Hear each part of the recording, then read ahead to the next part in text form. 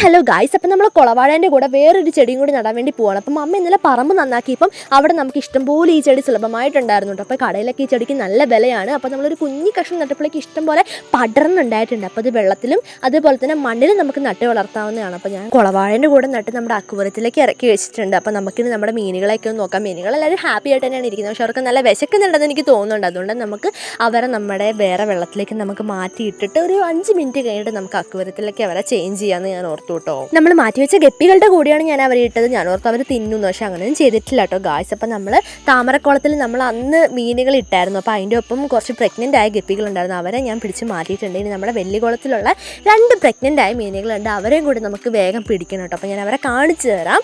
ഒരു റെഡ് മീനും അതുപോലെ തന്നെ ഒരു ബ്ലൂ മീനുമാണ് നമുക്കുള്ളത്. അപ്പോൾ അവർ പ്രഗ്നൻ്റ് ആയി ഇരിക്കുകയാണ് കേട്ടോ ഗായ്സ്. അപ്പോൾ അവരെ നമുക്കിനി അക്വേറിയത്തിലേക്ക് മാറ്റിയാലേ സേഫ് ആവുള്ളൂ. അപ്പം ഓൺ ദ വേ ആണ് ബാക്കിയുള്ള നെക്സ്റ്റ് വീഡിയോസ്.